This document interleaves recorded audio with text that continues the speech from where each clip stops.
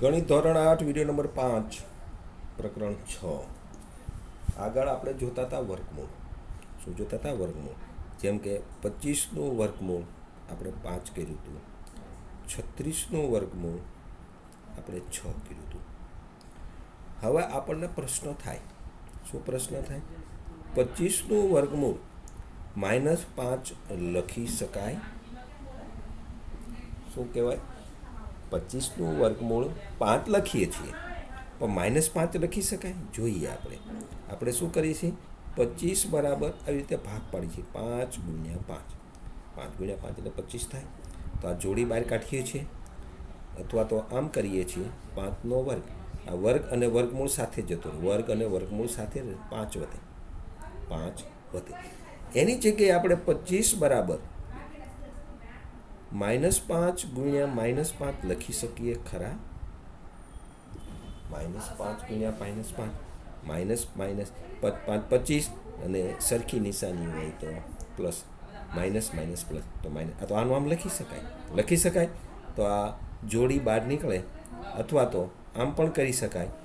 -5નો વર્ગ, આ -5 બે વખત છે એનો વર્ગ કરી, વર્ગ અને વર્ગમૂળ નીકળી જાય તો -5.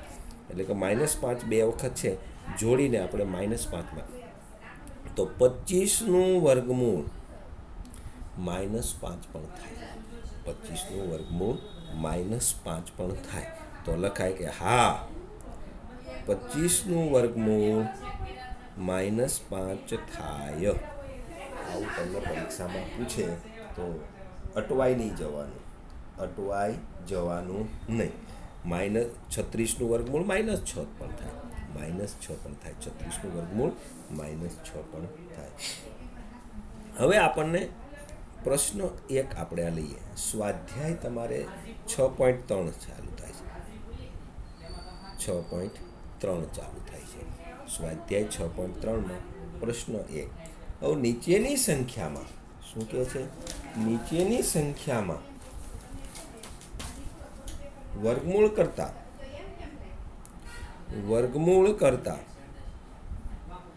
વર્ગમૂળ આપણે કાઢીએ. કોઈ પણ સંખ્યાનું વર્ગમૂળ કાઢીએ. સંખ્યાનું વર્ગમૂળ કાઢતા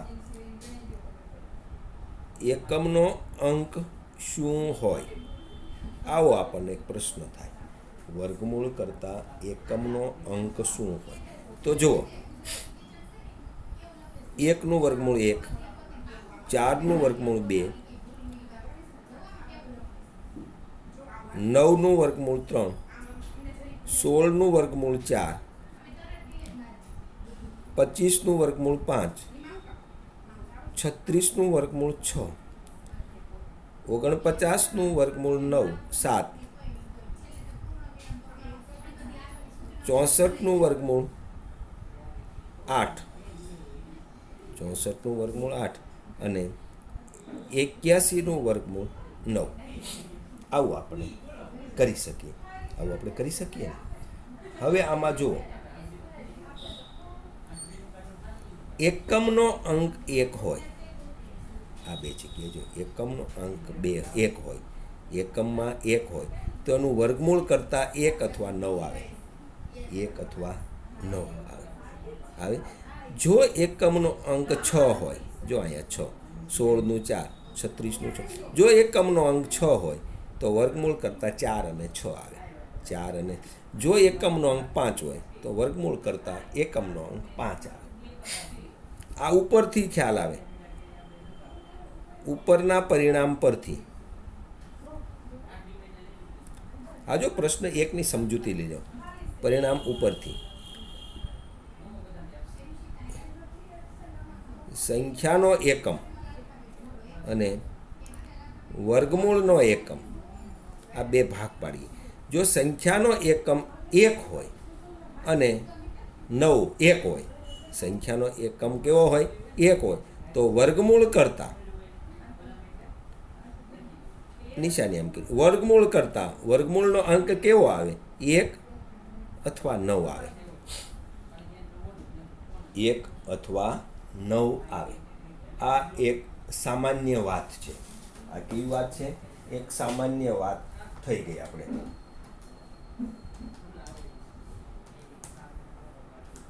જેમ કે 361નું વર્ગમૂળ આપણે કાઢીએ તો આનું વર્ગમૂળ 19 આવે. જો એકમનો અંક 1 હોય તો એનું વર્ગમૂળ કરતાં કાં 9 આવે અને કાં 1 આવે. કાં એકમનો અંક શું આવે? વર્ગમૂળનો એકમ 1 હોય અથવા 9 હોય. 1 હોય અથવા તો 9 હોય. આ એક દીવા જેવી સ્પષ્ટ વાત થઈ જાય. હવે આપણને કોઈ એમ કે 441નું વર્ગમૂળ તો 21 નીકળે. એકમનો અંક 1 હોય એનું વર્ગમૂળ કાઢવું હોય તો કાં 9 હોય અને કાં 1 હોય. કાં 9 હોય અને કાં 1 હોય. આ એક દીવા જેવી સ્પષ્ટ વાત છે. જો સંખ્યાનો એકમનો અંક 6 હોય, સંખ્યાનો એકમનો અંક 6 હોય અને એનું જો વર્ગમૂળ કાઢવામાં આવે, એનું શું કાઢવામાં આવે? વર્ગમૂળ. તો વર્ગમૂળનો એકમનો અંક, વર્ગમૂળનો એકમનો અંક કાં 4 હોય અને કાં 6 હોય. 4 હોય અથવા તો 6 હોય. નક્કી શું છે? ઉદાહરણ જોઈએ. 36નું વર્ગમૂળ 6. જો એકમ 6 છે અને એનો વર્ગમૂળ કાઢો તો 6 આવે. એકમનો અંક, એકમનો અંક કેવો આવે? 6 આવે. એ પાક્કું છે, એ પાક્કું છે. જો 256નું વર્ગમૂળ કાઢવામાં આવે તો 16 આવે. 16 ગુણ્યા 16 એટલે 256 થાય. તો એકમનો અંક 6 હોય તો વર્ગમૂળ કાઢતા એ 6 વાળો એકમ આવે. અથવા 576નું વર્ગમૂળ કાઢીએ તો 24. 24 ગુણ્યા 24 5. 6 જો એકમનો અંક હોય એનું વર્ગમૂળ કાઢીએ તો કાં 6 આવે ને કાં 4 આવે એકમ.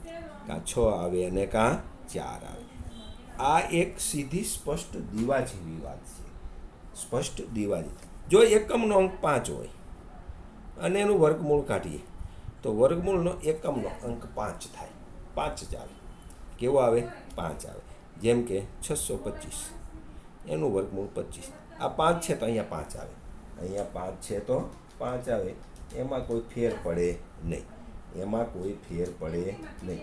એટલે આ એક સ્પષ્ટ વાત છે. જો 15625નું વર્ગમૂળ કાઢવામાં આવે તો એનું વર્ગમૂળ 125 આવે. 125 ગુણ્યા 125 એટલે 15625 થાય.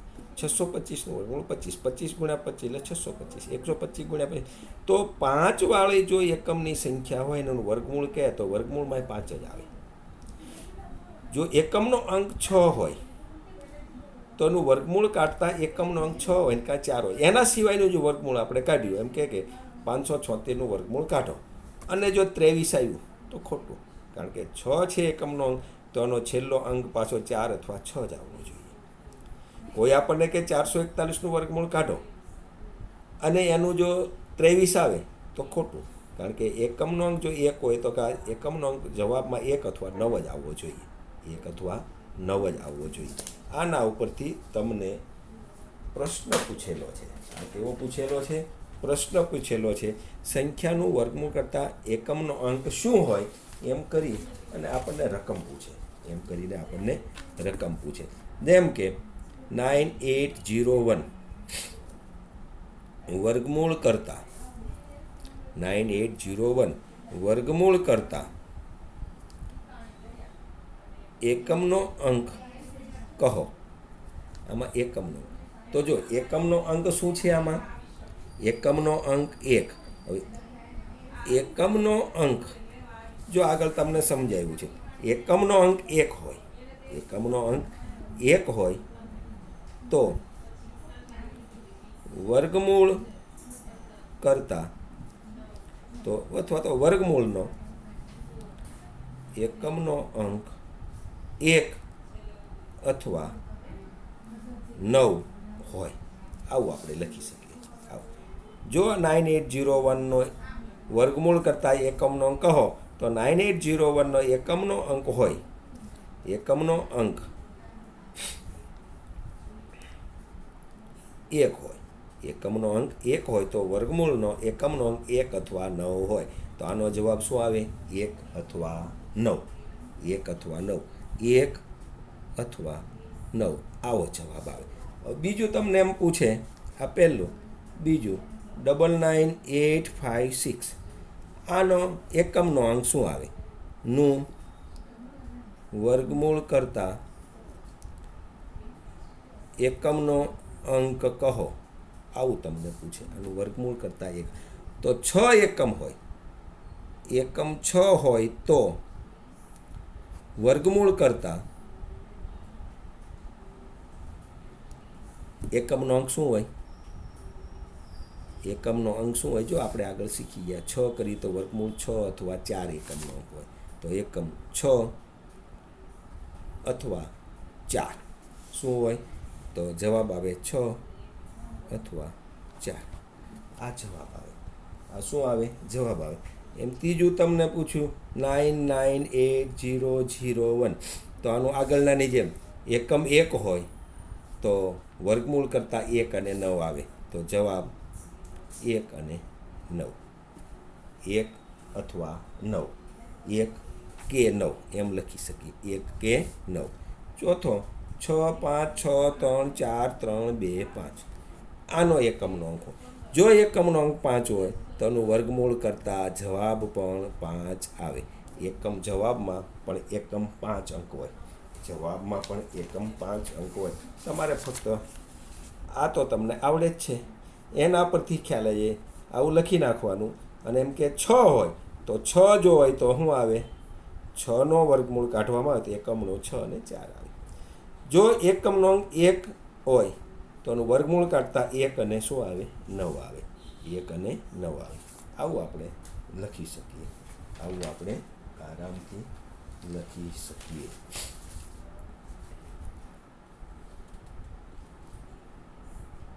પ્રશ્ન 2 એમ પૂછે, નીચેની સંખ્યા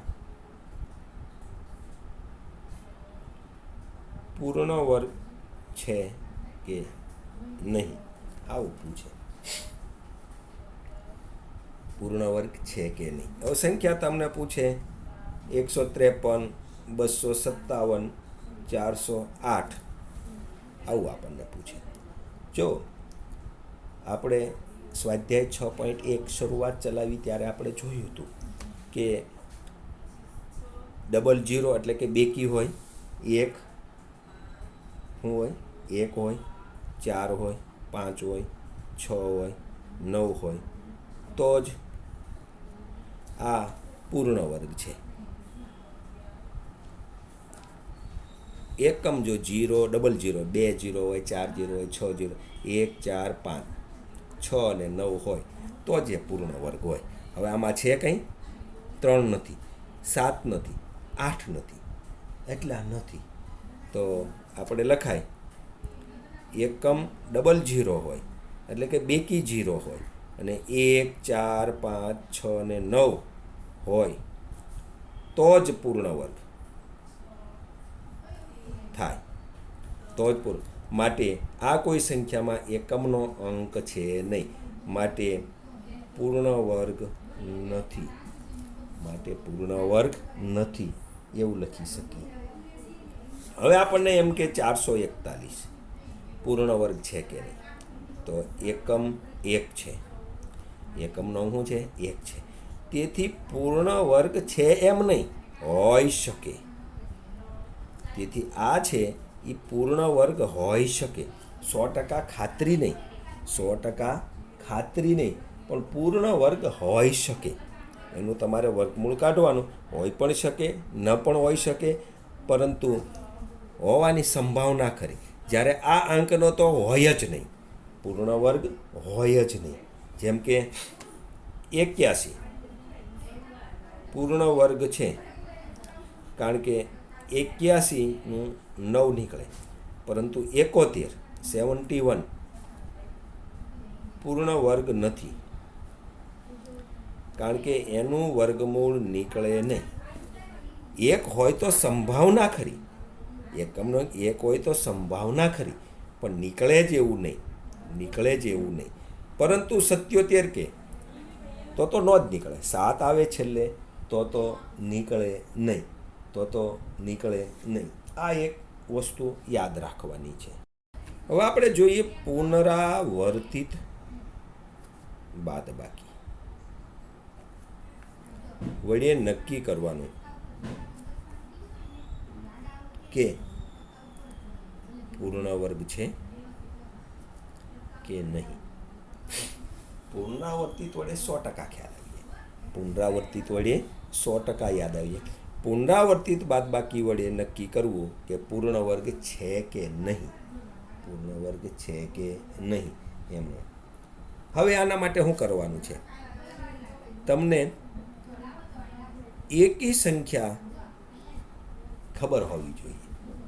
આપણને ખ્યાલ જ છે એકી સંખ્યા 1, 3, 5, 7, 9, 11, 13, 15 આ બધી આમ નામ દોડ્યા જાઓ એને કહેવાય એકી સંખ્યા. એને શું કહેવાય? એકી સંખ્યા કહેવાય.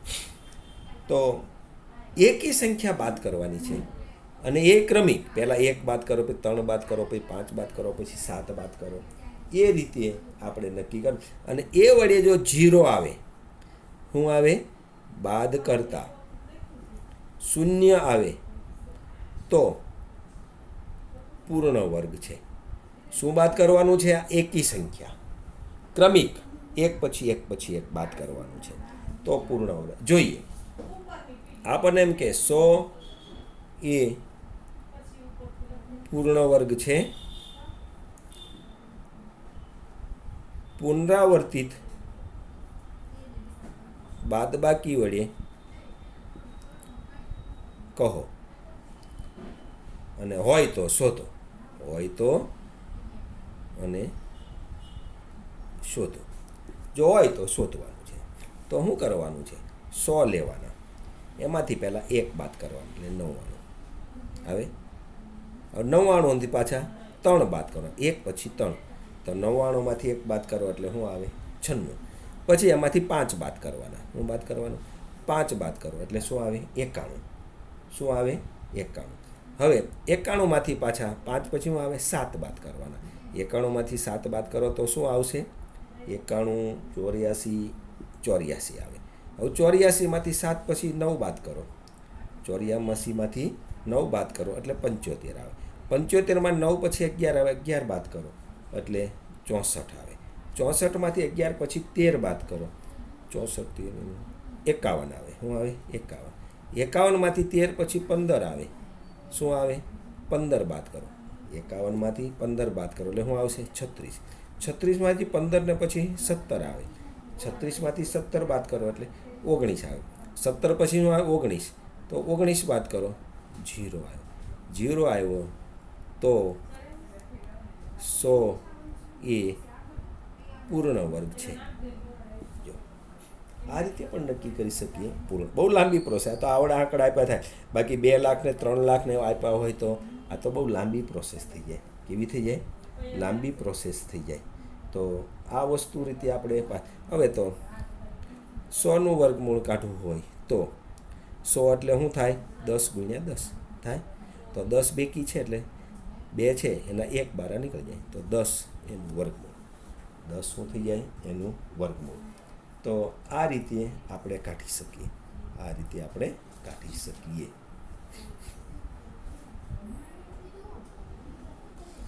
હવે કોઈ પણ આવો એક બીજો દાખલો તમને લઈએ. ઉદાહરણ 1, ઉદાહરણ 2, 169 એનો પૂછે. તો 169માંથી બાદ કરો, -1, 168, -3, 165. પછી 5 બાદ કરવા પડે, 5 તો 160. પછી -5 પછી 7 આવશે. 7 બાદ કરો, 7 બાદ કરો એટલે 153. એમાંથી 9 બાદ કરો, 144. 9 પછી આવશે 11 બાદ કરો એટલે 133. 11 પછી આવશે 13. 13 બાદ કરો એટલે 120. 120માંથી 13 પછી શું આવશે? 15. 120માંથી 15 બાદ કરીએ એટલે 105. 105માંથી 17 બાદ કરો 88. 88માંથી 17 પછી આવશે 19. 19 બાદ કરો એટલે 17, 9, 8, 69. 69માંથી 21 બાદ કરો. 21માંથી 9માંથી 1 જાય તો 8, 6માંથી 2 જાય તો 4, 48. 21 પછી 23 બાદ કરો. પછી 23 બાદ કરો. 48માંથી 23 બાદ કરે એટલે 25 આવે, 23 પછી 25 આવે, 25 બાદ કરો એટલે 0 આવે, તો કહેવાય કે પૂર્ણ વર્ગ છે. શું છે? આ પૂર્ણ વર્ગ છે. હવે આ પૂર્ણ વર્ગ છે તો 169નું વર્ગમૂળ 13 થાય. શું થાય? 13 ગુણ્યા 13 એટલે 169 થાય. આ રીતે આપણે આના વર્ગમૂળ કાઢી શકીએ. હવે તમારે આગળ આવે છે, આગળના ધોરણમાં તમે શીખી ગયા છો એ તમારે આવે છે અવિભાજ્ય અવયવ પાડી અને વર્ગમૂળ શોધવાનું. પ્રશ્ન નંબર 4 આવે છે અવિભાજ્ય અવયવ વડે વર્ગમૂળ શોધવાનું. તો અવિભાજ્ય અવયવ વડે વર્ગમૂળ લખો, શોધો. બરાબર. હવે તમારે એમાં દાખલો એમ આવે 729. તો તમારે આ ધોરણ 6માં પણ આવી ગયું છે અને 7માં પણ આવી ગયું છે કે અવયવ પાડવા. કઈ રીતે આવે? 7, 2, 9. એના માટે જો તમારે ચાવીઓ આવી ગઈ છે, 2ની, 4ની, 3ની, 5ની, 9ની, 8ની. આ ચાવીઓ હતી 11ની. એ ચાવીનો અહીંયા ઉપયોગ કરવાનો આવે. જેમ કે આને 3 વડે, તો 3 દુ 6, 3 ચોક 12 અને 3 તેરી 9. પછી આને 3 વડે ભળી ભાગાકાર નહીં ને, 3 અઠ્ઠા 24, 24માં 1 એટલે 3 એકુ 3, 3 ફરી હાલશે 27 તેરી 81, 27 તેરી 81, પછી ફરી હાલે છે 3 9 27, ભલે આને 3 તેરી 9, ભલે 3 એકુ 3. આને આમ પડાય 3 એકુ 3, 3 તેરી 9, 3 9 27, 3 27 81, 3 81 243, 3 243 729. આ રીતે ચાલો. તો આના અવયવો પડ્યા. 729નો અવયવ પાડી વર્ગમૂળ શોધવાનું છે. એટલે 729 બરાબર થાય 1 2 3 4 5 6. 1 2 3 4 5 6 વખત 3 વડે ગુણાકાર. 3 ગુણ્યા 3 ગુણ્યા 3 ગુણ્યા 3 ગુણ્યા 3, 1 2 3 4 5 ને 6. હવે વર્ગમૂળ કાઢવાનું. તો બંને બાજુ વર્ગમૂળની નિશાની લખો. 729નું વર્ગમૂળ બરાબર આખાનું વર્ગમૂળ. 3 ગુણ્યા 3 ગુણ્યા 3 ગુણ્યા 3 ગુણ્યા 3 ગુણ્યા 3, આ 6 વખત.